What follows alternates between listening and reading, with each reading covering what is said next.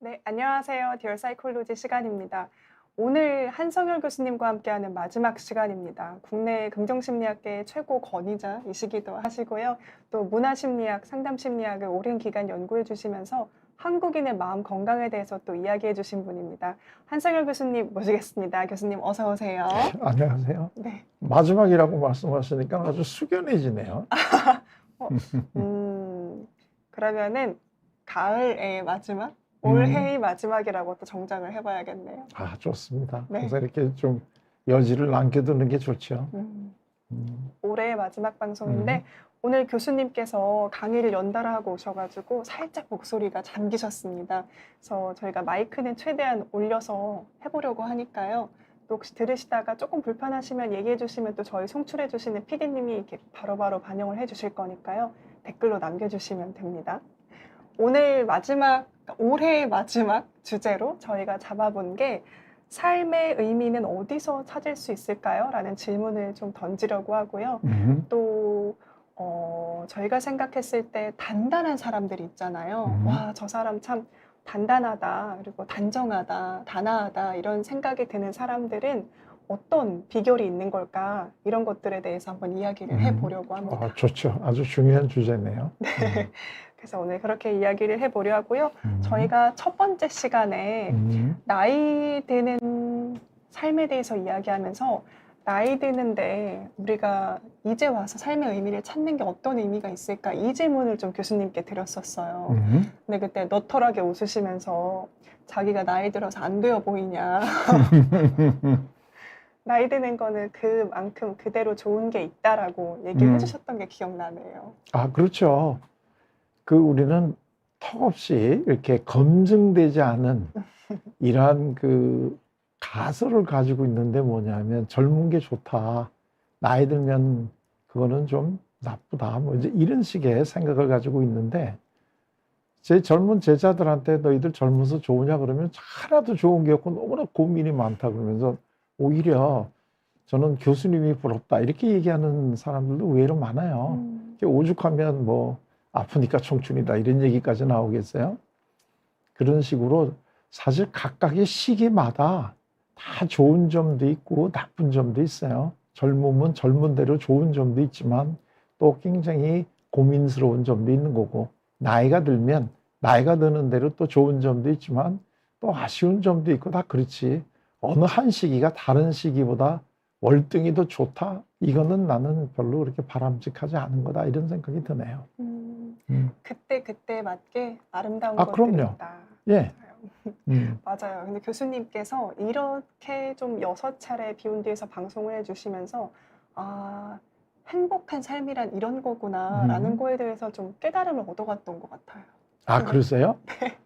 그럼 다행이에요. 왜냐하면 사실 저는 행복한 삶이라는 거는 없다 이렇게 얘기하려고 그래요? 했었는데요. 왜냐하면 행복이라고 하는 거는 우리가 이렇게 추구하는 삶이 아니에요. 많은 분들이 제가 심리학을 했다고 그러니까 어떻게 하면 행복해질 수 있을까요? 하는 이런 질문들을 사실은 많이 하는데 참 어렵죠. 심리학자가 그걸 다 알고 있다면 뭐하러 한밤에 여기 나와 있겠습니까? 근데 사실은 중요한 거는 행복이라고 하는 거는 우리가 목표로 추구해서 얻을 수 있는 게 아니에요. 그거는 어떤 거를 했을 때 그 결과로 우리에게 주어지는 선물과 같은 감정인 거지. 그거를 우리가 추구해서 얻을 수 있는 것은 아니다. 저는 이렇게 일단은 얘기를 해드리고 싶고, 그러면 이제 뭐를 할 때, 어떤 행동을 할 때 행복을 느끼느냐. 이게 이제 좀 더 정확한 질문이겠죠? 네. 음, 맞아요. 심리학에서도 어떤 행동을 할 때 행복해진다 이런 내용들 많이 얘기해 주시잖아요. 음, 그러니까 뭐 인간이니까 당연히 밥 먹을 때 행복하고 그리고 뭐 종족 번식할 때 행복하고 뭐 이런 이야기들. 근데 저는 거기에서 좀 더해서 교수님께서 이야기해 주시는 성숙한 삶, 성숙한 삶을 향해서 또 나아가고 목표로 하고 노력하는 것 자체가 행복이구나라는 거에 대해서도 또 깨닫게 된 것 그럼요. 같아요. 되게 이제 뭐 행복 또는 뭐 유사한 거를 이제 일반적으로 우리가 많이 하는 게 이제 즐거움인데요. 네. 즐거움이 두 가지가 있어요. 내가 지금 부족하다고 느끼는 거를 얻었을 때 즐거움이죠. 그게 우리 지금 최 PD님이 얘기해 주신 배고플 때 밥 먹는 거, 그 다음에 졸릴 때 자는 거, 그 다음에 예를 들면 뭐 성적으로도 지금 욕구를 느낄 때 그걸 해결하는 거, 이런 것들은 다 즐거움이죠. 그러나 이런 즐거움은 사실은 그렇게 우리가 이 행복으로 나아가는 데에 좀 뭐라 그럴까요? 그런 거하고는 좀 달라요. 행복이라고 하는 거는 내가 더 나아지려고 할 때 그 고생을 하면서 그 결과를 얻는 게 행복, 이게 진짜 행복으로 가는 그런 즐거움이거든요. 예를 들면 내가 어떤 목표를 이루기 위해 가지고 지금 공부해야 되는데, 그렇기 때문에 밖에 나가서 놀고 싶은 생각을 이걸 내리누르고 도서관에서 열심히 준비를 하다 어느덧 밖을 내다보니까 땅거미가 이렇게 뉘엿뉘엿지고 어둠이 깔린다. 이럴 때 그때 그 교정을 나오면서 느끼는 어떤 그 뿌듯함이라고 그럴까, 이런 게 있잖아요. 그러니까 이런 거는 배고플 때 밥 먹는 거하고는 가만히 보면 결이 달라요. 근데 진짜 우리들에게 행복하다라고 하는 느낌을 주는 일은 그 일을 하는 거죠. 그래서 이제 우리가 나를 알아야 된다는 이유가 내가 어떤 사람인가를 알아야 그거를 더 잘 이루기 위해서 어떤 노력도 하고 이루면서 한 발짝 한 발짝 나갈 때 내가 느끼는 거, 그거는 내가 몸은 좀 힘들고 여러 가지로 정말 어려운 난관이 있더라도 하나하나 그걸 뚫고 나갈 때 느끼는 이 즐거움.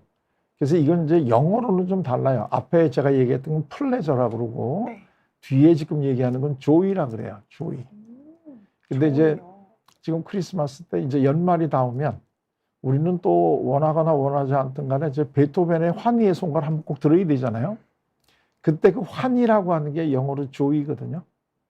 이게 그러니까 무슨 뭐 즐거움의 송가 이런 게 아니고 조이, 환희의 송가. 그러네요. 환희가 기쁠 희자니까. 그럼요. 기쁘다, 근데 이제 보통 행복하다. 보통 즐거움보다는 환희가 더 붙으니까 더 진짜 즐거운 거죠. 그러니까 그게 이제 진짜 우리가 행복을 느끼게 되는 그 일인 거죠.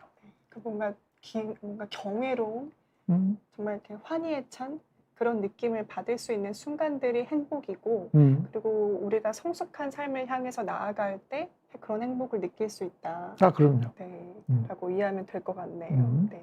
또 이야기하기 전에 저희 인사 오늘 마지막 방송이라고 많이 와주셨나 봐요. 고맙습니다. 그렇게. 네. 예.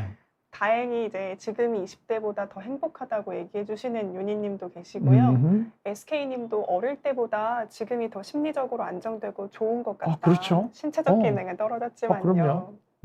라고 얘기해 주셨고, 아메리카노님도 돈을 버시니까 월급 모아서 1년에 한 번씩 해외여행 다니고 계시네요. 좋죠. 네. 오영돈님이 아쉽다고 더 경청하고 있을게요. 하트 남겨주셨고요. 배제크님도 유유자적하면서 사는 중년인 지금 행복하다. 그러시죠. 네.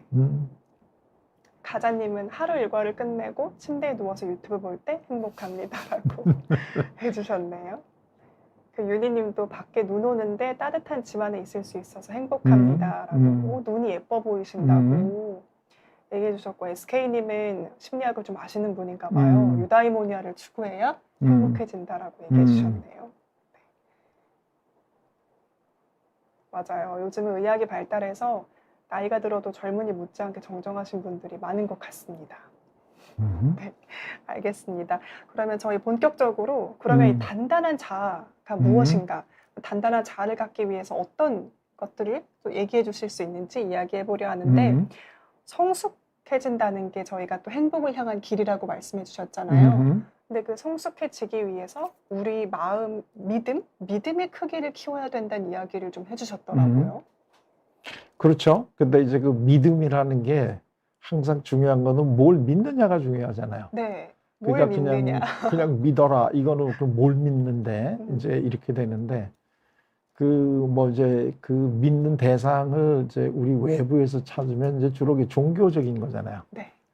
근데 사실은 심리학에서 얘기하는 믿음이라는 거는 자기를 믿으라는 거거든요.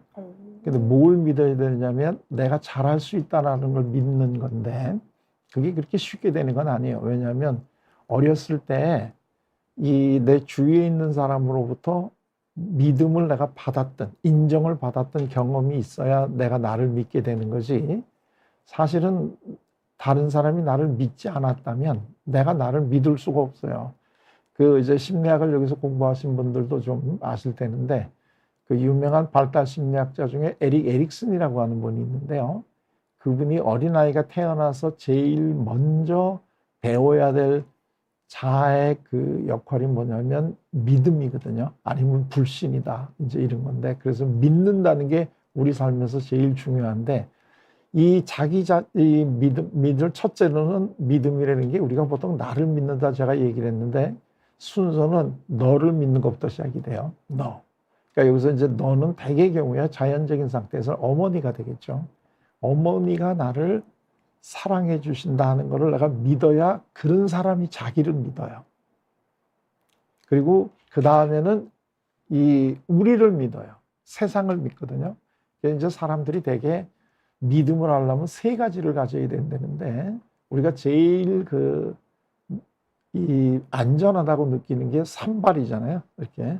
그래서 네 개가 아니고 세 개일 때 제일 안전하다고 그러는데, 그 세 개가 이제 바로 너를 믿고 나를 믿고 세상을 믿고 이거를 이제 얘기하는 거죠. 근데 왜 저희는 그렇게 막 산발이로 딱 믿음이 세워져서 어린 시절에 세상을 살아가면은 그럼 이렇게 그냥 믿음이 공고한 채로 단단하게 살아갈 수 있겠거나 이렇게 생각을 할 수 있을 것 같은데요. 근데 저희는 굉장히 기복이 많잖아요. 좋았다가 또 슬펐다가 또 어느 순간에는 힘을 냈다가 또 어느 순간에 아무것도 하기 싫고, 왜 이렇게 저희 인생은 좀 들쭉날쭉하는 걸까요? 그게 어렸을 때 첫 번째 단계에서 이제 믿음을 가지는 건 참 중요한데, 그게 이렇게 믿음의 단계에서 머무르는 게 아니라 이렇게 단계가 올라가야 돼요. 그럼 발달이라고 그러잖아요. 단계가 올라가야 되는데, 한 단계가 좋아서 있다가 다음 단계로 가는 이 전환점이라고 그럴까? 네. 그 변화의 시기에는 항상 우리는 갈등해요. 왜냐하면 한쪽에서는 가고 싶지 않고, 예를 들면 어머니 또는 가정에서 우리가 충분히 보호받기 때문에 그 안에서 내가 참 편한데, 거기만 머무르면 나는 성숙이 안 되잖아요. 나는 집 밖에 나가야 되잖아요. 그러면 집 안에 있을 때 안전함을 집 밖에 나가면 버려야 되고, 여기 뭐가 있는 걸 모르니까 안 나가고 싶잖아요. 안 나가고 그러니까 싶죠. 나가고 싶은 거하고 안 나가고 싶은 거하고 우리는 항상 갈등을 하는 거예요. 믿음과 의심이 항상 같이 가야 되는 거예요. 우리가 어린 사람들을 믿어라 그러지만 또 한편으로는 아무나 믿고 따라가면 안 돼. 이제 이러면서 또 사람을 믿지 말라고 그러잖아요. 그러니까 이 두 가지가 항상 같이 있기 때문에 우리는 항상 불안한 거하고 안전한 게 같이 있는데, 여기서 우리가 불안한 것도 사실 우리 삶이다라고 생각을 하면 불안한 게 그렇게 부정적으로 안 오는데, 이게 이제 심리학이 그동안에 사실은 연구를 하면서 요새 반성하는 게 반쪽만 자꾸 강조했다. 그러니까 안정적인 게 좋은 거다라고 얘기를 했는데, 안정은 항상 불안정을 깔고 있는 건데, 우리 삶이라는 게 원래가 안정적인 것보다 불안정하다, 잠깐 안정되는 거다. 이게 요즘에서 깨달은 거거든요. 그러니까 불안하다는 걸 너무 나쁘게 생각하지 마시고, 요게 지나면 그 다음에 또 안정, 시계추 왔다 갔다 하듯이 왔다 간다 이렇게 생각을 하면, 또 요 시기가 넘어가면 또 그 다음에 안정도 오려니 이렇게 생각을 하실 필요가 있죠. 안정은 항상 불안정을 깔고 있다. 아, 그럼요. 불안정이 없으면 안정도 없는 거고, 그 다음에 안정이라는 건 항상 불안정을 향해서 나가는 거죠. 계속 우리가 안정된 상태로 있을 수는 없잖아요. 그러면 변화가 없다는 거고, 변화가 없는 거는 발전이 없다는 거잖아요. 네. 그러면 성숙한 사람이라고 하는 거면은 그럼 불안전한 상황에서도 네. 좀 의연하게 잘 대처하는 사람인 아, 그럼요. 건가요? 성숙한 사람이라는 건 불안전한 상태를 내가 슬기롭게 그거를 어떻게 헤쳐나가느냐 하는 방법을 아는 거지, 불안전한 게 싫어서 안전한 상태에 머물러 있는 게 아니잖아요.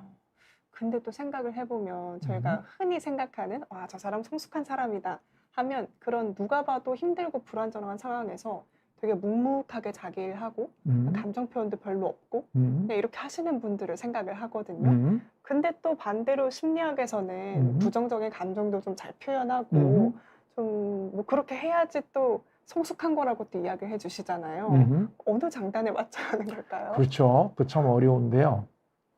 그러니까 이제 우리가 이 지난 시간에도 이제 그 방어 기제라는 걸 얘기를 했잖아요. 그러니까 겉으로는 의연한 사람이 저게 의연한 이유가 뭘까를 무의식에 들어가면 다 다르죠. 네. 그러니까 어떤 사람은 자기가 이 겁이 난다는 거를 억압을 했기 때문에 겁이 나는 걸 몰라서 의연한 사람이 있고, 어떤 사람은 진짜 자아가 강해서 그러한 것들에 대해서 불안을 안 느끼니까 의연한 사람이 있고, 그러니까 되게 이제 심리학하는 사람들은 아까도 우리 그 PD님이 뭐 이제 단단한 게 좋다 이런 식으로 이렇게 얘기를 하는데, 네. 사실은 단단한 것도 좋게 얘기하면은 유연한 거가 더 좋을 때가 많아요. 우리 삶이 유연해야 되는데 단단한 거는 유연한 게 반대는 경직된 거거든요. 네. 그러니까 지금 우리 PD님이 말씀하신 단단하다는 거는 경직된 걸 얘기하는 건 아니겠죠. 네네. 그렇죠. 그러니까 그거는 다른 사람이라든가 혹은 사회적인 어떤 영향력에 휩쓸리지 않고 자기 자신을 간다 이런 얘기가 될 텐데, 그렇다면 자기에 대한 믿음이 있어야 되잖아요. 아무리 남들이 뭐라 그래도 나는 지금 내가 가는 이 길이 내가 옳은 길로 간다라고 하는 이 믿음이 있어야지만 되는데, 그게 자기에 대한 믿음이라는 거죠. 근데 그 믿음이 없으면 자꾸 옆에 있는 사람들 귀가 얇다고 그러나요? 이 사람이 이러면 그게 맞는 것 같고 저 사람이 이러면 또 그게 맞는 것 같고, 이런 사람들이 될 수 있죠. 그러니까 자아가 강하다, 단단하다는 거는 자기 자신에 대한 믿음이 있어야 된다. 그럼요. 그러니까 지금 중계 카메라님 질문도 있는데, 나이가 들수록 말랑말랑해지는 게 단단해지는 건가요? 이 말랑말랑이라는 게 유연하고 부드러운 거라 생각한다고 이렇게 남기셨거든요. 제가 말씀드리고 네, 싶은 걸 딱 딱 그 하셨네요. 얘기네요. 예. 그러니까 내 자아는 단단하고 내 생각은 뚜렷하지만 그 상황에서는 좀 더 유연하고 부드럽게 그렇죠. 생각할 수 있는 여유가 있어야 된다는 거네요. 근데 이제 보통 그럼 저희가 얘기하는 게 내 생각에 딱 있는 사람은 그럼 나는 누구인가라는 질문에 대한 답을 확실히 얻은 사람이라고 좀 생각하기 쉽거든요. 그렇죠. 일반적으로 보통 얘기할 때 이제 나는 누구인가라고 하는 게 이제 그 정체성을 확립한다고 우리가 이렇게 얘기하잖아요. 네. 그러니까 정체성을 확립한다는 거는 두 가지인데, 그게 하나는 나는 누구인가 네. 하는 건데, 그 나는 누구인가에 제일 그 좀 쉽게 얘기하면 그 전에는 부모에게 의존적인 삶을 살다가 부모로부터 떨어져 나와서 독립적인 삶을 사는 거잖아요. 그러니까 어렸을 때는 누구의 자녀 되게 이렇게 생각을 하잖아요. 그렇기 때문에 어린아이가 잘못하면 부모님 모셔와라 이렇게 되는 거잖아요. 근데 이제 정체성을 가진다는 거는 나로 사는 거잖아요. 그렇게 되니까 내가 누구인가를 알아야 되는 건데, 그때 이제 나는 누구인가 한다는 거는 제일 중요한 거는 나는 뭘 하고 싶어 하지? 이게 제일 중요한 거죠. 근데 이제 우리 교육에서 좀 안타까운 거는 우리 이 나는 누구인지 하는 거를 찾아 나갈 그 중요한 시기에 너는 뭘 하고 싶으니 하는 질문을 안 한다는 거죠. 안 하죠. 그리고 그냥 사회가, 여기서 사회라는 거를 대신하는 가장 대표적인 이 에이전트는 부모거든요. 그러니까 부모가 이거 하는 게 좋을 테니까 이거를 해라 이렇게 얘기를 하지, 정말 너는 뭐 하고 싶니? 이런 거에 대한 이런 질문들을 안 하잖아요. 나는 무엇을 하고 싶은지를 일단은 생각을 해봐야지 나는 누구인가라는 질문에 대한 답이 나온다. 그렇죠. 나가 네. 누구인가를 가만히 앉아가지고 아무리 생각해봐야 그건 안 되는 거고, 네. 내가 하고 싶은 게 뭐지? 뭘 할 때 내가 재밌지? 이런 것들을 통해서 아하, 나는 이러한 사람이구나. 이런 거 할 때 내가 굉장히 좋은 거 좋아하는구나. 이런 거를 알게 되는 거죠. 교수님도 좀 그런 시기가 있으셨어요? 물론이죠. 저는 사실은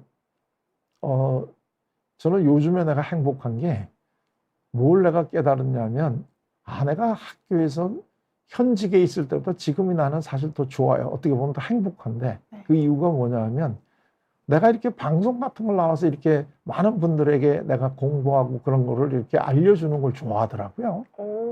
근데 교수 때는 뭐 교수가 그렇게 자꾸 방송 같은 데 나가냐, 뭐 누가 자꾸 이런 얘기를 들으니까 내가 괜히 연구 안 하고 싶어서 일어나 그러고 좀 자제하고, 누가 방송을 하자 그럴 때 안 하겠다 이런 얘기를 많이 했는데, 그때 그 친구가 나하고 방송하자고 했으면 아마 내가 이 유튜브에 굉장히 최첨단해서 가지고 굉장히 큰 걸 했을 것 같은 느낌이 드는데, 지금은 그게 많이 후회가 되죠. 그 후회를 갖다 우리 비욘디가 이렇게 해결해 줘서 굉장히 고마워요. 그러니까 교수님도 어쨌든 교수라는 아, 일을 그럼요. 쭉 하시면서 예. 나는 뭘 할 때 즐거운가라는 음. 고민을 못 하셨던 거네요.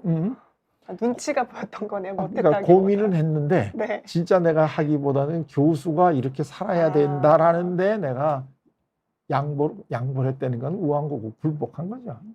배려했다. 학생들을 위해서. 배려는 굴복한 거죠. 아유, 비겁하니까. 아유, 아닙니다. 아직 늦지 않으셨다고 댓글 남겨주세요. 아, 그래요? 그럼 네. 또 불러주세요. 제가 아는 거 다 비워서 얘기할 테니까. 감사합니다. 네. 교수님한테 배울 게 아직 많거든요. 저희가 말씀을 딱 지적을 해주신 것처럼 나는 무엇을 할 때 가장 즐거운가를 많이 생각을 안 해보고 살아요. 근데 그게 말씀해 주신 것도 있지만 학교 다니면서 그럴 기회도 없었고, 아, 그럼요. 네. 그리고 좀 한국인 특징일 수도 있겠는데 저희는 다 잘하길 바라거든요. 국어 잘하면 이제 국어 다 했으니까 수학 공부하자 이렇게 얘기를 많이 들었고요. 이제 회사에서도 뭘 잘하면 이것도 하자 이렇게 얘기를 많이 하시고요. 그러니까 그런 것들 때문에 오히려 더 난 뭘 좋아할까 이런 생각을 할 기회가 그렇죠. 없었던 것 같아요. 그거는 이제 그 한국의 어떤 문화를 잠깐만 좀 얘기를 해야 되는데 한국의 문화는 전문성을 추구하기보다는 다양성을 추구하는 문화예요. 그럼 왜 그러냐면 이 전문성을 추구한다는 건 한 가지 잘하는 거잖아요. 네. 근데 그 한 가지 내가 잘하는 거를 사회가 필요로 하지 않으면 어떻게 되나요? 나는 갑자기 무능해지거든요. 네. 그 얘기는 전문성을 가진다는 것은 사회적인 분위기가 급격하게 변화를 안 해야 되는 거야. 그래야지 내가 오래 이걸 하게 되는데 이제 많은 분들이 한국의 왜 한국에서는 이번에 정말 우리가 기쁜 거는 이제 문학상이 나왔잖아요. 그럼 이제 남는 거는 이제 학술상이 남잖아요. 그러니까 이제 물리학상, 화학상, 이제 이런 학술상이라고 우리가 보통 부르는 그런 게 나와야 되는데 이게 과연 언제쯤 나올 건가 하는 게 이제 우리가 다 굉장히 바라는 건데 그러면서 제일 많이 하시는 게 뭐냐면 학자들이 연구를 제대로 안 한다. 그렇기 때문에 이런 게 안 나온다. 이제 이런 얘기인데 네. 물론 그 얘기가 그렇게 크게 틀렸다고 이렇게 반박하기는 어려울 수 있어요. 그러나 또 하나 중요한 거는 뭐냐면 우리 사회가 대학이 학자들에게 한 가지 주제를 10년, 20년 쭉 할 수 있게 놔두질 않아요. 그러니까 만약에 그걸 하려고 그러면 다른 어떤 것들을 다 내려놓고 그거를 해야지만 이게 되는데 우리는 그런 식의 삶을 바람직하게 보지 않는 삶이에요.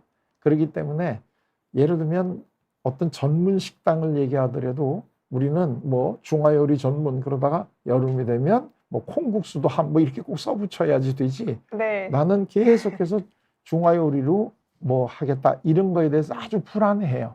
그게 이제 우리 공부에도 나오는데 조금 전에 우리 말씀하신 것처럼 너는 국어를 잘하는구나. 그러면 국어를 계속 잘해가지고 정말 뛰어난 이 분야에서 네가 업적을 남겨라 이렇게 하기보다는 국어를 잘하니까 이제 좀 쉬어라. 그리고 너 못하는 게 수학을 못하니까 수학을 해야 돼. 이렇게 되니까 잘하는 거는 못하고 못하는 거 하기 싫은 거는 해야 되는 이런 삶을 살아간단 말이죠. 이게 우리가 중고등학교 애들이 공부하기가 힘든 건데 많은 분들이 우리나라 중고등학교 애들이 공부하는 걸 힘들어하는 게 공부할 양이 많아서 그렇다 이렇게 얘기하는데 절대 그렇지 않아요. 이 사실 우리나라만 명문대학에 가기 위해서 공부를 많이 하는 건 아니에요. 이거는 일본도 그렇고 미국도 그렇고 어느 나라나 다 소위 그 사회에서 명문대학이라고 하는 그거를 가기 위해서 공부를 엄청 열심히 해요. 우리도 소수의 명문대학을 가려고 하지 않으면 대학을 가려고 마음먹으면 얼마든지 놀고 대학은 다 갈 수 있어요. 그래가지고 이 친구 하나 데리고 가면은 이 선물 하나씩 주는 학교 많아요. 그렇기 때문에 대학을 가려고 하는 것 자체는 우리가 힘든 건 아니에요. 그런데 뭐가 힘드냐 하면은 우리는 국어, 영어, 수학 이런 걸 다 잘해야 돼요. 그게 이제 우리 교육 시스템, 이게 내신 성적이 좋아야 된다는 게 이거잖아요. 내신 성적이 어느 한 과목이 낮으면 이게 자기가 원하는 데 가기가 참 어려워지니까 모든 거를 다 잘해야 된다는 거거든요. 그래서 우리나라 같은 이런 교육 체계에서 동물 올림픽을 열게 되면 오리가 금메달 딴다. 이제 되게 이제 우리가 자조적으로 이런 얘기를 해요. 왜냐하면 우리는 하늘도 날고 땅에서도 뛰고 또 물에 들어가서 헤엄도 치거든요. 근데 사실은 올림픽이라는 게 더 높이, 더 멀리, 더 빨리 이렇게 얘기하는 거지 세계 다 잘하는 우리한테 금메달 주는 게 아니잖아요. 그렇기 때문에 한국에서 공부를 하게 되면 세계적인 어떤 전문가가 되기 어렵다는 이유가 바로 여기에 있는 거죠. 그래서 좀 요즘 청년들이 그런 것들을 생각을 해볼 여유도 없어서 좀 많이 힘들고 버겁다고 이야기를 하는 것 같습니다. 그렇죠. 네. 자기 좋아하는 거는 못하게 하고 싫은 건 하라고 그러니 그게 얼마나 음. 그 가슴 아픈 청춘이에요. 그러니까요. 아메리카노님도 07학번 30대 후반인데 매우 공감한다고 하시네요. 아, 근데 교수님은 왜 이제 대학생들이 저 이제 너무 힘들어요, 버거워요 이렇게 얘기하시면 나도 힘들어라고 얘기하셨다면서요. 그러니까 저도 힘들죠. 근데 이제 우리 그 젊은 사람들하고 얘기하다 보면 한 네. 가지 참 그렇게 반만 알아요. 그게 뭐냐면 아우 교수님은 이렇게 돼가지고 지금 뭐 교수까지 되고 그랬으니까 참 좋으시겠어요. 이렇게 얘기를 하는데 이게 예를 들면 그 친구들이 보기에는 제가 이제 개구리로 보인다면 지네들은 올챙이고 근데 개구리가 올챙이적 시절을 잊어버린 것도 참 안타까운 일이잖아요. 근데 세상의 모든 올챙이는 현재 개구리를 보면서 태어날 때부터 저 사람은 개구리인 줄 알아요. 그 사람도 올챙이 쪽에 그 불안하고 힘든 그거를 다 겪어가면서 이 자리에 와 있는데 그 과정은 안 보고 저 사람은 태어날 때부터 개구리야. 우리는 지금 올챙이니까 얼마나 힘들어. 자꾸 이렇게 생각하는데 그렇지 않아요. 그러시는 분들이 좀 많이 공감하실 것 같아요. 어쨌든 좀 나도 여기까지 오는데 왔던 그 역경이나 힘든 것들이 있으니까. 아, 그럼요. 네. 저도 뭐 그거 다 얘기하려면 가슴 아픈 거 많죠. 뭐 자살하려고 임진강에도 갔던 적도 있고. 뭐. 교수님이요? 아, 그럼요. 별의별. 그거 왜 저라고 왜 없었겠어요? 없으셨을 것 같아요. 그러니까 제가 정말 올챙이네요. 그게 다 겪었으니까 이런 데 와가지고 얘기를 하죠. 그거 없는 그 유명한 그 헨리 나우인이라는 분이 상처 입은 치유자 뭐 이런 게 있잖아요. 네. 좋은 치유자가 되려면 자기도 상처를 입어야 되는 거고 눈물 흘리는 빵을 먹어보지 않은 사람하고는 인생을 논하지 말라 그러잖아요. 그럼 교수님도 스스로 생각하셨을 때 성숙한 사람이 되었다고 생각을 하세요? 왜냐면 제 눈엔 너무 성숙한 사람으로 보이거든요. 아니에요. 존경스럽고 배워야 될 것 같고. 아, 그거는 제 아내한테 여쭤보세요. 전혀 그렇지 않다고 얘기할 테니까. 그런데 그거는 또 다른 얘기니까. 그러니까 이렇게 고난이 좀 겪어야지만 그걸 이제 그 조금 단계로 가는데 우리는 지금까지 성숙하라는 얘기만 했지 네. 거기 이르기 위해서 그 힘든 과정이 있다는 거는 별로 이렇게 얘기를 안 했단 말이죠. 근데 사실은 그게 굉장히 중요하고 거쳐야 된다 이런 거죠. 근데 그러면 그렇게 고난이 왔을 때 살면서 어려운 점들을 느낄 때 그 순간에 어떻게 반응을 하는 것이 좀 단단해지는 방법일까요? 저한테는 크게 이제 두 가지가 도움이 됐는데요. 네. 하나는 저 개인적인 그 종교적인 이런 거기 때문에 사실 이런 데 나와서는 좀 얘기하기가 좀 저되는데 하나는 제가 종교를 갖고 있기 때문에 거기에 이제 의지해서 아마 내가 이러한 것들도 앞으로 뭔가를 하기 위해서는 필요로 한 하나의 과정으로서 이게 있었을 거다. 이렇게 생각을 하면서 이제 넘어가는 게 하나가 있고요. 또 하나는 이제 심리학이 저한테 굉장히 도움이 됐던 건데, 이 어려움이라는 게 내가 이게 왜 하는가에 대한 답이 없으면 진짜 어려워져요. 근데 이제 아까도 우리 그 오프닝 멘트에서 우리 PD님도 말씀을 하셨지만 우리가 세상을 살아가는 의미가 뭐가 있을까? 이제 그 의미를 찾고 싶다 이런 얘기를 많이 하는데 저한테도 이제 그런 질문을 많이 해요. 근데 여기서 굉장히 중요한 일반인들이 오해하는 게 있어요. 세상을 살아가는데 의미가 뭐죠? 그 얘기는 뭐냐면 의미가 뭐가 있는데 내가 그걸 모르기 때문에 네. 그거를 좀 알려주세요. 이런 뜻이란 말이죠. 네. 내가 태어났는데 이렇게 힘들게 태어났는데 태어난 이유가 있지 않겠어요? 아, 그렇죠. 되게 이제 그거를 갖다가 마련해 준다라고 우리가 믿는 게 종교잖아요. 네. 그래서 종교를 믿으면 네가 왜 태어났는지에 대한 의미를 찾을 수 있다. 되게 이제 이렇게 얘기를 하는데 사실은 이걸 이제 그 심리학적으로 우리가 얘기를 해보게 되면 질문 자체가 인생의 의미가 뭐냐 이런 질문은 잘못된 질문이죠. 진짜 중요한 질문은 나의 인생이 나에게 지금 질문하고 있는 거예요. 너는 어떤 의미를 가지고 이 인생을 지금 살아가고 있니? 하고 인생이 나한테 질문을 하는 거지 내가 인생의 의미가 뭐냐 이렇게 질문하면 답은 안 찾아진다는 거예요. 인생의 의미가 무엇이냐라고 내가 세상에 질문을 하는 게 아니라 한번 다시 생각을 해보라는 거네요. 그러니까 이 세상이 나한테 나의 삶의 의미는 내가 나에게 만들어줘야 된다는 거예요. 그게 저희의 과제라는 거네요. 아, 그렇죠. 이제 이게 뭐 그런 거 예를 들면 우리 어렸을 때 그 파랑새라는 뭐 이런 그 동화가 있지 않나요? 네. 행복이 어디 먼 데 있다 그래가지고 네. 이렇게 찾아가면서 고생 많이 했는데 없어가지고 울면서 집에 왔더니 파랑새가 안방에 있더라고. 그게 무슨 뜻이에요? 우리는 어떤 행복이나 의미가 밖에 어디 있는 줄 알고 굉장히 여기저기 찾아서 뭐 공부도 해보고 종교도 가져보고 다 하는데 결국 공부를 하고 종교를 가지고 해서 깨달은 게 네가 찾는 거다. 그걸 찾는데 약간 도움을 줄 수는 있겠죠. 삶의 의미는 내가 만드는 것이다. 그렇죠. 라고 이해를 해야 된다. 그러니까 파랑새처럼 그러면은 원래 찾았는데 내 안방에 있는 건 아닐 거 아니에요. 내가 어쨌든 만들어내야 되는 거면. 근데 사실은 저는 이 파랑새의 그 의미를 파랑새를 찾기 위해 가지고 여기저기 다니면서 고생하고 막 그랬던 것 자체가 우리 인생의 의미를 찾는 아주 꼭 필요한 과정이었기 때문에 네. 집에 들어와 보니까 파랑새가 있었다 이런 거고 원래 파랑새가 거기 있었는데 내가 모르고 돌아다녔다 그 얘기가 아니고 과정을 쭉 겪고 오니까 그럼요. 그제서야 파랑새가 보였다. 그렇죠. 알겠습니다. 삶의 의미는 찾는 게 아니라 만드는 것이라고 이야기를 해주셨는데요. 그러면은 저희 어쨌든 오늘 드리려고 했던 질문 자체가 그 우리의 삶의 의미는 어떻게 찾을 수 있나요? 였거든요. 근데 그 질문에 대한 답을 이렇게 이해를 해도 되는 걸까요? 그렇죠. 그러니까 밖에 어디 있다고 자꾸 밖에서 뭘 찾으려고 노력을 하시지 마시고 네. 내가 나를 들여다보면서 너는 왜 사니? 하는 질문을 나에게 하시라고요. 너는 왜 사니? 너는 왜 살고 있니? 네. 그럴 때 답을 내가 해야 되지 않겠어요? 네. 그 질문을 내가 하게 되면 그게 바로 나의 삶의 의미가 될 수 있다는 거죠.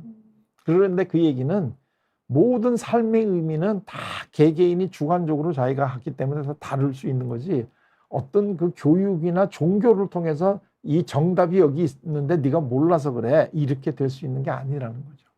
딱 그 빅터 프랭클이 이야기하는 거랑 똑같은 이야기네요. 그분이 이제 사실은 이런 얘기를 제일 체계적으로 하셨죠. 그래서 이제 그분의 그 치료법을 우리가 로고테라피라고 그러는데요. 네. 그 로고스라는 게 의미라는 뜻도 있고 뭐 여러 가지가 있는데 의미요법이다. 이제 이런 얘기인데 제가 그 심리학을 공부하면서 도움을 많이 받았던 분 중에 하나가 이제 그분인데 그분이 그 나이가 들었는데 할아버지가 이제 할머니가 먼저 돌아가셨던 그래서 우울했던 분에 대한 이 로고테라피를 어떻게 했는지 제가 얘기를 드렸나요? 아니요. 그럼 간단하니까 그걸 한번 얘기를 드려볼게요. 빅터 프랭클이 어떤 분인지도 좀 설명해 주시면 좋을 것 같아요. 빅터 프랭클이라고 하는 분은 그 유태인인데 이분이 그 유태인으로서 원래 정신과 의사를 하면서 이분의 원래 전공이 자살을 막는 게 이분의 전공이었어요. 그래서 이제 사람들이 왜 자살을 하는가 하는 거에 대해서 나름대로 이제 그 이유라든가 이분들을 도와줄 수 있는 이 방법을 이분이 이제 연구를 해가지고 이제 그 책을 쓰려고 하고 있는 도중 그 시점에 이 히틀러가 이제 그 정권을 잡고 유태인들을 이제 학대하기 시작을 했잖아요. 그래서 이분의 그 이제 처음에는 콘센트레이션 캠프에 보내기 전에 유태인 게토라는 걸 만들어 가지고 유태인들을 다 그 게토에다가 이제 수용을 하고 거기서만 살게 했는데 그때 이 사람이 의사니까 거기서 이제 이 의사를 하면서 게토에 살고 있는데 점차적으로 이제 게토에 있는 사람들을 수용소로 옮겨가지고 다 가스실로 보냈잖아요. 근데 이분이 자기 부인이나 신혼이었는데 자기 부인이나 여동생이나 어머니가 먼저 가서 다 가스실에서 돌아가셨어요. 근데 본인은 모르고 있었죠. 근데 이제 그때 아버지 한 분하고 이렇게 둘이 남겨줬는데 왜 이 아버지는 남겨뒀느냐면 이 빅터 프랭클이 말을 안 들으면 아버지를 가스실에 보낸다라는 그 볼모를 잡고 있는 거죠. 그랬는데 이제 그 이야기하는 게 굉장히 긴데 그 책이 유명한 책이에요. 그 책을 한번 보시면 좋은데 죽음의 수용소라는 책인데 아주 유명한 책인데 이 책이 좋은 점은 뭐냐면 굉장히 아주 보면 의미심장한데 짧아요. 이게 굉장히 중요한 점인데 그래서 이제 얼마든지 쉽게 읽을 수 있는 책인데 이 책은 자기가 유태인 수용소에 갈 때서부터 살아나올 때까지 쭉 그 일부로 이제 계산이 돼 있는데 여기서 이분이 깨달은 게 뭐냐면 수용소에서 결국 살아남는 사람들은 자기가 왜 살아야 되느냐는 그 의미를 알고 있는 사람들은 살아남고 첫 번에 들어올 때는 건강했지만 내가 왜 살아야 되는지에 대한 걸 모르고 이 절망하기 시작하면 이분들은 수용소에서 다 죽어가더라. 이게 이제 이분이 그래서 이분이 만들어낸 치료법이 의미, 사람은 의미를 찾는 존재다. 그러니까 프로이트는 우리가 이 욕구를 만족하는 존재다. 뭐 융은 자기 실현을 하는 존재다. 이렇게 얘기했는데 이분은 의미를 이제 찾는 존재다 하는데 그 의미를 어떻게 찾느냐 하면 네가 만드는 거다. 그러면 살아남는다. 그럼 이분은 뭐 때문에 살아남았느냐면 자기가 수용소에서 한 이 경험을 가지고 자기가 다른 앞으로 힘든 분들에게 어떻게 살아가야 될 건가 하는 걸 정말 알려줘야 되겠다. 그러니까 그 전에 자기가 자살하는 것을 방지하기 위해서 생각했던 것과는 전혀 다른 그거를 알려줘야 되겠다는 이런 마음을 가지고 살다 보니까 결국은 살아남게 됐다. 이제 이런 얘기죠. 그동안 자기가 연구했던 거와는 전혀 다른 예. 내용이 있으니까 예. 그걸 꼭 알려줘야겠다는 신념으로 그렇죠. 자기 그 첫 의미를 번째 만든 자기가 거네요. 공부를 해서 썼던 거는 프로이트의 정신분석학적인 의미에서 사람이 왜 자살을 하는가 네. 이제 이런 거에 대한 거를 정리를 한 건데 이제 나와서 이분이 로고테라피를 얘기할 때는 프로이트하고는 전혀 다른 의미를 찾아가야 되는 거다. 근데 이제 그냥 간단하게 이분의 그 방법을 얘기하자면 어느 연세가 지긋한 노인이 이제 찾아왔는데 이분이 왜 찾아왔느냐 하면 100년 해로를 하던 그 부인 할머니가 얼마 전에 돌아가셨는데 자기가 너무나 힘들어서 살기가 어렵다는 거예요. 그래서 이제 내가 우울해지고 그러니까 좀 도움을 받았으면 좋겠다. 그래서 왔는데 많이 힘드냐. 그러니까 내가 너무나 힘들다. 혼자 사는 게. 그런데 이제 그러냐 그러면서 이제 또 무슨 질문을 했느냐 하면 부부가 둘 중에 한 사람이 먼저 죽는데 만약에 당신이 일찍 죽고 할머니가 부인이 더 오래 살았더라면 부인은 지금 어떤 느낌이겠느냐 그랬더니 내가 지금 느끼는 것처럼 굉장히 우울하고 너무나 마음이 아플 것 같다 이렇게 얘기를 했어요. 그랬더니 이제 그 빅터 프랭클이 그러면 결국 두 사람 중에 하나는 굉장히 힘들고 마음이 아프고 그럴 텐데 누가 그 아픔을 가졌으면 좋겠니? 그랬더니 그 얘기를 듣고 이 노 신사가 가만히 듣고 있더니 그냥 조용히 일어나가지고 인사를 하고 나갔대요. 이분 찾았어요.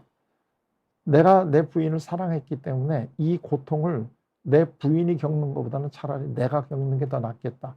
그래서 자기가 지금 겪고 있는 고통을 내가 느껴야 되는 의미를 찾은 거죠. 이게 내가 아니면 부인이 아플 텐데 그게 아니고 내가 아픈 게 더 낫다라는 의미를 찾고 나서부터는 우울증이 없어진다는 거죠. 진짜 조금 울컥한 것 같아요. 그럼요. 네. 그러니까 그러니까 우리가 왜 살까 이런 이야기들을 정말 많이 하거든요. 그리고 특히 이제 청년 시기를 지나면서 정말 그 고민을 많이 하게 되는 것 같아요. 그리고 뭐 중노년기라고 안 하겠습니까? 다들 이렇게 난 왜 살까 이 고민을 계속 하고 던지고 그러니까 노래도 많고 근데 답은 밖에 있는 게 아니라 내가 스스로 만들어내야 한다라는 거네요. 그렇죠. 그러니까 이제 예를 들면 그 젊은 이제 가난한 연인들이 이렇게 길을 가다가 그 이제 길에 있는 그 싸구려 가게에서 서로 이제 싼 반지를 하나씩 사가지고 이제 커플 반지로 이거를 이렇게 꼈단 말이죠.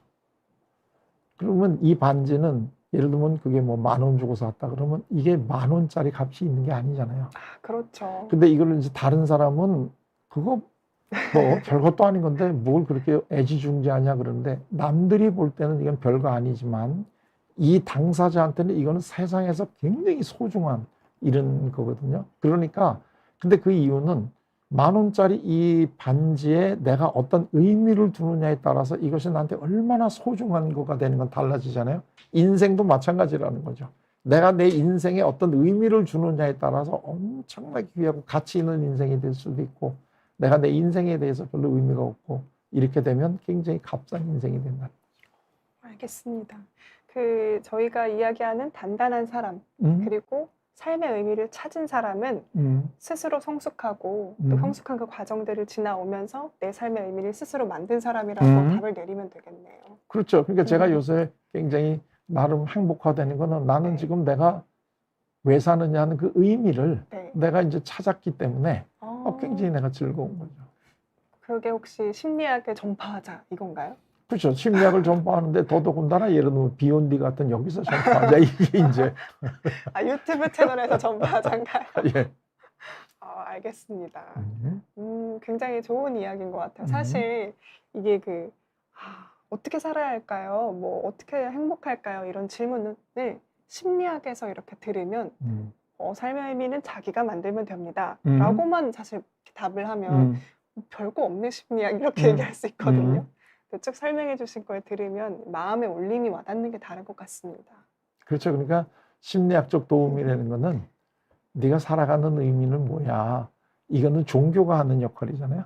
종교나 네네. 철학은 네가 이렇게 살아가야 돼. 이렇게 얘기하는 거고 심리학은 그거는 네가 정하는 건데 어떻게 정하는지는 내가 옆에서 조금씩 도와줄 테니까 결국은 네가 정해. 그게 네 인생의 의미야. 이렇게 되는 거죠. 알겠습니다. 너무 감명이 깊은데 다들 그러신 것 같아요. 지식과 과학님도 빅터 프랭클의 죽음의 수용소에서 책을 읽으셨다고 하셨고요. SK님도 저도 빅터 프랭클 박사 팬입니다 얘기해 주셨어요. 그리고 가자님은 다 내려놓고 감사하는 마음으로 살면 사물이 다 아름다워 보인다 이렇게 얘기해 주셨고 신재님은 눈물 많은 내 인생을 고마워하며 살아가야 하는 거네요 라고 또 얘기해 주셨습니다. 저는 이것도 굉장히 많은 분들이 고민하시는 부분 같아요. 저희가 감사하며 살면 또 행복에 도움이 된다, 정신 건강에 도움이 된다 이야기 많이 하잖아요. 근데 감사하기 힘든 상황에서 어떻게 감사해야 하나요? 감사 못하죠. 못해요? 그럼요. 네. 그게 억지로 해서 안 된다는 거는 네. 사실은 그 이창동 감독님이 연출하신 그 밀양이라는 영화에 잘 나오잖아요. 거기 이제 주인공 여성으로 이제 전도연님이 아주 열연을 해주신 건데, 자기 그 외아들을 살인한 이제 이런 사건을 자꾸 교회에서 용서하라고 그러니까 한 것 같아가지고 그분 만나러 가서 용서하겠다고 얘기하러 갔다가 출두하는 거잖아요. 이거는 내 마음에서부터 용서가 나오는 거지 외부에서 용서해라 그래서 되는 게 아니에요. 우리 삶이 자꾸 어려워지는 거는 본인이 결정해야 될 거를 외부에서 자꾸 알려주기 때문에 그게 우리 인생이 힘들어지죠. 그러면은 내가 정말 감사하기 어려운 상황이면 그냥 좀 불만도 좀 내버려. 욕해야죠. 욕해보고. 욕을 해야 되는데 그걸 왜 해야 되느냐 하면은 우리 삶이 되는 게 내가 이 얘기를 드렸는지 모르겠는데 51대 49거든요. 그러니까 우리가 믿음이 있다면 불신이 49고 믿음이 51인데 자꾸 우리가 오해하는 게 믿음이 100이고 불신이 0인 게 진짜 믿음이 강한 거다 이렇게 얘기하는데 그거는 믿음 자체가 아니에요. 불신이 없으면 믿음도 없는 거고 미움이 없으면 사랑도 없는 거예요. 그러니까 내가 누구를 사랑한다는 거는 내가 누구를 미워한다는 거하고 동의어예요. 그런데 다만 양이 미움보다는 사랑이 조금 더 많으면 되는 거예요. 그런데 이걸 갖다가 미움이 하나도 없어야 된다고 생각하는 게 서양식 사고예요. 서양식 사고는 이분법으로 사랑에 미워 이게 둘 중에 하나거든요. 근데 이게 동양이 굉장히 현명한 거는 동양은 같이 있다는 거예요. 그래서 예를 들면 미국 서구 사람들은 사랑하면 같이 있는 거고 미워하면 헤어지는 거고 간단하잖아요. 근데 한국 사람들한테는 정으로 사는 거거든요. 정으로 산다는 거는 정은 항상 미운 정, 고운 정이 같이 있어요. 그래서 항상 한국 사람들은 현명하기 때문에 양쪽이 다 있는데 내가 저 사람하고 사는 이유는 미운정보다는 고운정이 조금 더 많기 때문에 그냥 살면서 나중엔 측은해지니까 아이고 저 인간 그래도 내가 옆에서 도와주지 않으면 저거 어떻게 살아가나 이렇게 측은하니까 같이 이렇게 살아가는 거거든요, 그게. 그래서 그 심수봉 씨가 불른 노래 중에 사랑보다는 정이 더 이제 길게 간다는 얘기는 사랑은 싫으면 헤어진다는 건데 정은 한 번 들면 거기에는 미운 정까지 있기 때문에 굉장히 길어요. 그래서 한국 사람들이 연인들이 서로 이제 사랑하다가는 금방 헤어지는데 정이 든 연인이면 미워졌다고 이게 관계가 끊어지는 건 아니에요. 어떻게 돼 끊어지냐면 정이 떨어질 때. 정 떨어질 때. 그래서 이제 우리는 보통 뭐라 그러냐? 만정이 떨어진다 그러냐? 오만정이 5만, 떨어졌다. 그 5만 개 미운 정도 다 떨어졌다니까. 이건 이제 끝난 거죠.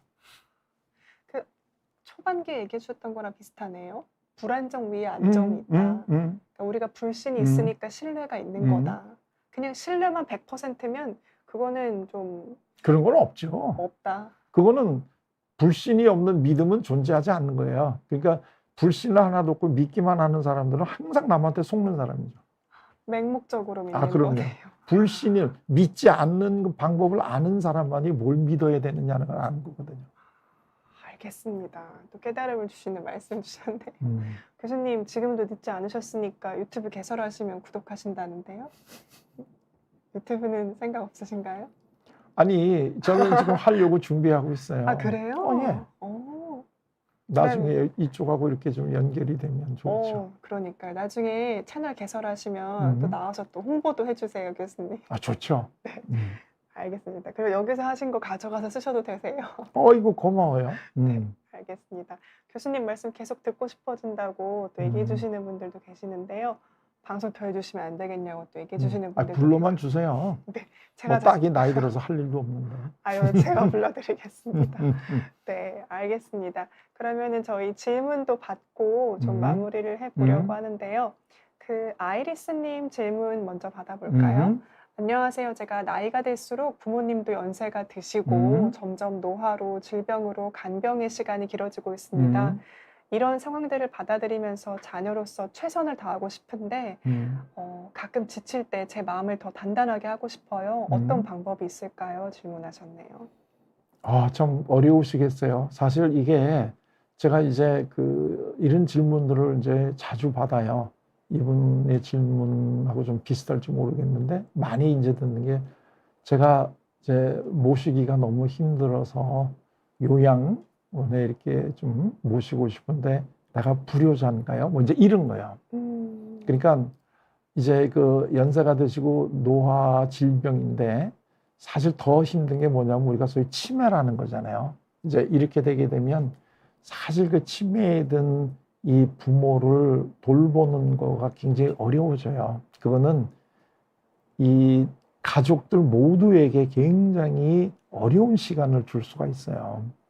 근데 이제 한국의 전통으로 보게 되면 이제 그 자녀가 특히 이제 아들이 뭐 부모를 꼭까지 모셔야 된다 이런 식의 이제 생각들을 많이 하시는데 저는 그런 필요가 없다고 봐요. 예를 들면 우리가 부모님을 효를 한다는 이 정신은 아마 그대로 있을 거예요.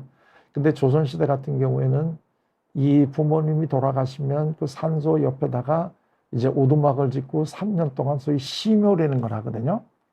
근데 오늘날 만약에 그거를 효라고 생각을 한다면 이거는 사실은 참 어려움이 많겠죠. 아마 부모님이 돌아가시면서 너 절대로 내가 죽은 다음에 내 무덤 옆에다가 집 짓고 심효하지 말아라 다들 이렇게 당부하고 돌아가실 것 같아요. 근데 그러면 오늘 그렇게 안 한다 그래서 그러면 효가 없어졌냐? 그건 아닐 것 같아요. 우리는 내 마음이 효를 하고 싶은 마음만 있다면 어떤 방법으로 하든지 간에 그 방법 자체가 그렇게 우리에게 중요한 건 아닌 것 같고 아마 이렇게 연세 드신 부모님에 대한 많은 이런 그걸 지금 생각하시는 분은 사실은 가족도 그리고 부모님도 다 같이 좋을 수 있는 방법이 뭘까 하는 거를 머릿속으로는 이미 많이 아실 거고 그럴 텐데 그 방법을 하시는 게 난 제일 바람직할 거라고 봐요. 그게 오히려 부모님에 대한 고마움과 이런 마음을 더 오래 가질 수 있지 않을까 하는 생각이 들어요. 네.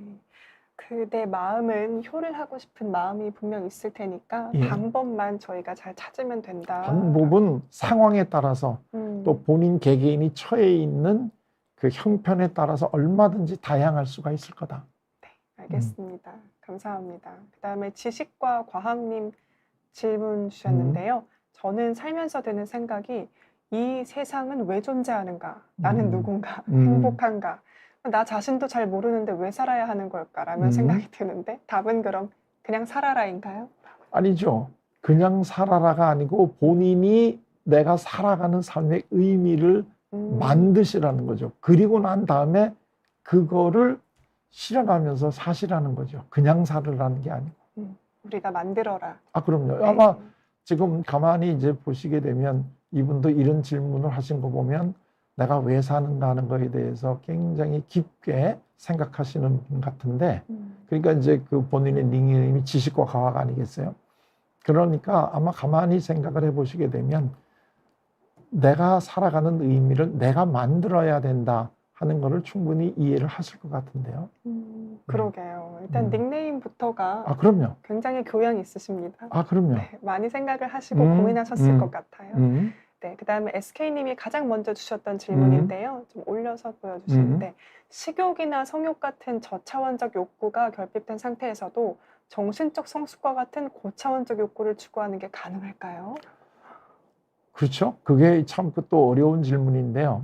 이게 지금 저차원 이렇게 얘기하니까 아까 제가 말씀을 좀 잘못 드린 것 같은데 쾌락 이렇게만 생각을 그게 저차원이라는 게 아니고 우리 삶에서 더 근본적이라는 얘기예요. 응? 그거를 우리가 자꾸 뭐가 이렇게 좀 형이사학적으로 가야 굉장히 고차원적인 이런 분이고 저런 것들을 이렇게 추구하게 되면 아주 저차원적인 더 심하게 얘기하면 뭐 동물 같은 이런 생각을 하시는데 저는 그건 아니라고 봐요. 즐거움의 종류가 다른데 어느 하나만 추구한다는 건 나는 굉장히 문제가 있지 않을까 싶어요. 예를 들면 뭐 디오게네스라는 분을 우리가 들 수 있는데 알렉산더 대왕이 많은 땅을 점령을 한 다음에 이러이러한 분이 계시다 그래가지고 가가지고 보니까는 뭐 술통백은 대나무도 자고 있더라. 그래가지고 깨워가지고 네가 원하는 게 뭐냐 그랬더니 햇빛 가리지 말고 비켜달라 뭐 이제 이런 얘기 했다는 게 그 유명한 얘기잖아요. 근데 저는 그런 거에 대해서 너무 그렇게 많은 의미를 두는 거는 별로 바람직하지 않다고 봐요. 왜냐하면 심리학에서 따지는 것 중에 하나가 네가 어떤 이야기를 할 때 그게 얼마나 일반화될 수 있느냐 하는 게 굉장히 중요한 일이에요. 그러니까 아주 소수의 사람들만이 할 수 있는 그거를 갖다가 일반화해가지고 모든 사람들이 다 그렇게 살아야 된다 이렇게 얘기하는 거는 상당히 많은 사람들을 불행하게 만드는 원흉이 된다는 거잖아요. 그러니까 아까도 얘기했지만 행복하다는 걸 놓고 그럼 나는 뭐가 행복하지? 난 행복 안 하네. 이렇게 생각을 하기 시작을 하면 그거는 행복을 찾을 수가 없죠. 근데 조금만 아주 내가 사소한 일상에서부터 찾아보면 내가 즐거운 거, 이거 기쁜 거 이런 게 참 많을 텐데 그걸 쌓아가면 결국은 그게 내가 내 인생이 즐거워지는 거 아닐까요? 맞아요. 이게 이제 잠깐 하나지만 더 얘기하면 심리학이 요새 굉장히 반성하고 있는 것 중에 하나가 예를 들면 우리가 보통 스트레스 그러면 스트레스는 나쁜 거니까 스트레스를 없애야 된다. 자꾸 이런 식으로 우리가 얘기를 했단 말이죠. 그런데 알고 보니까 그건 참 잘못된 거구나. 사람들은 자기가 제일 바람직하고 즐기는 스트레스의 정도가 있어요. 그건 뭘 보고 아느냐면은 예를 들게 되면 내가 바둑을 두는데 상대가 나보다 바둑을 잘 못 두기 때문에 내가 10번을 하면 10번을 다 이겨요. 그럼 내가 이 사람하고 바둑을 둘까요? 안 둘까요? 안 두죠. 안 두죠. 재미 하나도 없는데 그걸 내가 뭐하러 바둑을 두겠어요? 한 번은 져줘야죠. 그렇죠. 그래서 우리가 하는 방법이 뭐냐면 이 사람한테 몇 점을 깔고 두게 하잖아요. 깔고 두게 한다는 게 뭐냐면 승패가 우리가 이제 가릴 수 있을 정도의 대등하게 만들어 놔야 나도 거기에 열중해가지고 이기려고 하다 보니까 그게 재밌어지는 거란 말이죠. 맞아요. 그래서 몇 수를 깔거나 장기 같으면 뭐 차포를 떼주거나 이제 이렇게 우리가 살아갔는데 우리 삶도 마찬가지인데 각각의 개인이 자기가 제일 좋은 이 스트레스 정도가 있는데 그거를 유지하는 게 좋은 거지, 그거보다 스트레스가 없게 되면 우리 삶이 아주 권태스러워져요. 그건 우리가 열이라고 하는 거하고 똑같은데, 우리가 열이 났다라는 게 열이 없다가 생긴 게 아니고 우리가 36.5도는 가지고 있는데 그거보다 더 올라갔다는 얘기고, 체온이 낮아졌다는 건 그거보다 낮아졌다는 얘기지, 36.5도는 우리가 유지하는 게 제일 좋은 거잖아요. 우리 스트레스 정도도 그런 거죠. 개인이 제일 좋은 스트레스가 있는데 그거보다 너무나 지나치게 높아도 안 되고 낮아도 안 된다는 거죠. 그래서 스트레스가 없는 게 좋은 게 아니고 있는 게 좋고, 갈등이 없는 게 좋은 게 아니라 갈등이 있는 게 좋고, 부부 사이에도 적당한 갈등이 있는 집이 더 대화도 많이 하고 행복하죠. 여기서도 좀 이분법적으로 생각하지 말고, 아, 그럼요. 네, 음. 이런 본능적인 것들도 필요하고, 아, 당연히 필요하죠. 정신적 성숙도 필요하고, 아, 그럼요. 네, 그렇게 생각을 음. 해보셔야 된다. 알겠습니다. 그다음에 또 SK님께서 심리학에 관심이 많으셔서 그런지 현대 심리학에서는 그런 프로이트, 융, 빅터 프랭클 중 누구를 가장 비중 있게 다루나요? 라고 질문하셨네요. 이거는 사실 또 이제 델리케이트한 질문인데요. 누구를 더 다루느냐 하는 거는, 그 누구가 이 세 분을 놓고 그 세 분 중에 내가 더 좋아하는 분이 누군가를 본인이 답을 하는 거지, 이 세 분 중에 어느 분이 더 훌륭하다 이렇게 얘기할 수 있는 건 아니에요. 왜냐하면 각각 삶을 바라볼 때 그 중요하게 여기는 게 다른 거다라고 얘기를 하잖아요. 네, 맞아요. 아까도 잠깐 얘기했지만 저 프로이트라고 하는 분은 우리들의 욕구를 가능하면 많이 만족을 시켜야 된다. 그러나 그게 사회적으로 처벌을 받지 않는 상태에서 많이 일을 해야 되는 거고요. 그래서 그 욕구 충족이다 이렇게 부르는 거고, 융이라고 하는 분은 자기 실현을 하는 것이 우리들이 살아가는 목적이고 제일 즐거운 거다 그런 거고, 빅터 프랭클이라고 하는 분은 의미를 찾는 거다 이렇게 얘기했는데, 그중에 어느 게 마음에 드시는지 그냥 셋 중에 하나 고르세요. 고르고 나는 이걸 가장 비중 있게 다루겠다. 아, 그럼요. 이야기하면 되겠네요. 아, 그렇죠. 그럼 본인이 선택을 하는 거지. 뭐 어느 심리학자가 이거 중에 어느 게 더 좋아요, 이거는 절대 있을 수가 없는 일이죠. 네, 알겠습니다. 그러면 저희 이제 시간이 다 되어서 마무리를 좀 해보려고 하는데요. 떡볶이 매니아님이 또 질문 주셨으니까 이거랑 연관해서 좀 마지막 질문 드리고 마무리하겠습니다. 저희가 나이 먹어가면서 이 나이 값을 한다는 게 어떤 의미일까를 또 많이 고민하실 것 같아요. 왜냐면 또 내 마음은 아직 청춘인데 이렇게 많이들 얘기하시잖아요. 그 나이 값 잘하는 방법 어떻게 저희가 이야기할 수 나이 있을까요? 값을 잘하는 방법은 어떤 시기가 우리 삶에서 제일 중요한 시기다라고 정하시면 안 돼요. 그러니까 나이 값이라는 건 이제 다 아시겠지만, 어린아이라는 나이에는 어린아답게 사는 게 제일 잘 사는 거예요. 청소년들은 청소년답게 사는 게 제일 잘 사는 거고, 우리가 어린아이에게 너무나 어른 같은 삶을 요구하는 것 자체가 사실은 어른들의 너무 지나친 욕망이에요. 우리 애들은 그냥 애들답게 사는 게 제일 좋은 거예요. 청소년들은 청소년답게 부모에게 반항하면서 사는 게 제일 좋은 거고, 청년은 청년답게 서로 열심히 연애하면서 이러면서 사는 게 제일 좋은 거고, 중년이 되면 이제는 젊음의 뒤안길에서 돌아와 가지고 거울 앞에서 누님과 같은 모습으로 세상을 살아가는 게 제일 아름답게 사는 거고, 노년은 또 노년답게 머리가 하얀 노부부가 그냥 손잡고 산책하면서 오손도손 지나간 얘기하고 자식들 얘기하면서 서로 이렇게 살아가면 그게 또 제일 아름다운 거죠. 그냥 그 나이에 맞게 내 능력에 맞게. 아, 그럼요. 네, 근데 그 능력을 자꾸 남하고 비교하기 시작하면 안 되는 거죠. 그게 그래서 이제 내 거를 만들으라는 게, 10명이면 10명이 다 자기 삶의 의미가 다르면 나는 누구하고 비교할 필요가 없잖아요. 다 각각 다르니까. 그런데 만약에 사회가 요구하는 거로 우리를 따라가다 보면 1등은 한 사람이고 나머지는 다 열등생으로 되고, 이런 시스템이 우리 사회 시스템이에요. 이걸 이제 심리학에서 얘기하면 사회 비교론이다 이렇게 부르는데, 이웃하고 비교해가지고 내 스스로를 무능하다고 보지 말라는 거죠. 알겠습니다. 마무리가 딱 그렇게 되었네요. 음. 자기 삶의 의미를 찾아야 된다. 아, 그렇죠. 그러면 흔들리지 않는다. 음. 네, 알겠습니다. 그러면 오늘 라이브 방송은 여기서 마무리하도록 하겠습니다. 저희가 또 한상열 교수님과는 내년에 다시 또 좋은 기회로 찾아뵙도록 하겠습니다. 네, YH님이 세 명 다 몰라도 됩니다. 살아가는데 몰라도 바뀌는 거 없어요. 아, 맞아요. 맞는 말입니다. 아, 그쵸? 맞아요. 고민이 생길 때 이제 심리학에서 음. 답을 줄 수 있는 것 같아요. 좀 음. 도움을 줄 수 있는. 음. 근데 고민 없이 행복하게 살 수 있다면 그냥 모르고 사는 게 제일 좋은 것 같습니다. 아, 그렇게 사실 수만 있으면 그렇죠. 그러니까요. 예, 알겠습니다. 그럼 오늘 음. 방송 마무리하겠습니다. 좋은 밤 되세요. 감사합니다.